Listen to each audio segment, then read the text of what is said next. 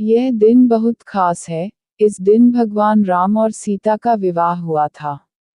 आइए पढ़ें कथा। विवाह पंचमी के दिन कथा पढ़ने, सुनने व सुनाने से वैवाहिक जीवन सुखमय होता है। राम राजा दशरथ के घर पैदा हुए थे और सीता राजा जनक की पुत्री थी। मान्यता है कि सीता का जन्म धरती से हुआ था।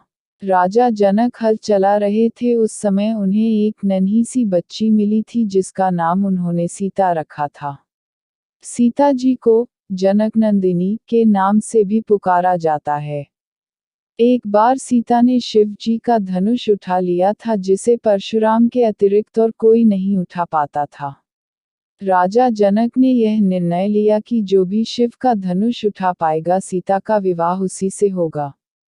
सीता के स्वयंवर के लिए घोषणाएं कर दी गई। स्वयंवर में भगवान राम और लक्ष्मण ने भी प्रतिभाग किया।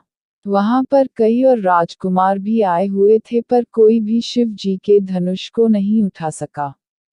राजा जनक हताश हो गए और उन्होंने कहा कि क्या कोई भी मेरी पुत्री के योग्य नहीं है। तब महर्षि वशिष्ठ ने भगवान राम को शिव जी के धनुष की प्रत्यंचा चढ़ाने को कहा। गुरु की आज्ञा का पालन करते हुए भगवान राम शिव जी के धनुष की प्रत्यंचा चढ़ाने लगे और धनुष टूट गया। इस प्रकार सीता जी का विवाह राम से हुआ। भारतीय समाज में राम और सीता को आदर्श दंपति, पति पत्नी का उदाहरण समझा जाता है। राम सीता का जीवन प्रेम, आदर्श, समर्पण और मूल्यों को प्रदर्शित करता है।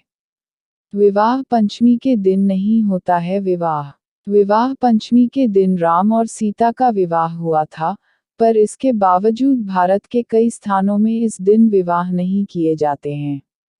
नेपाल और मिथिलांचल में भी इस दिन विवाह नहीं किया जाता है।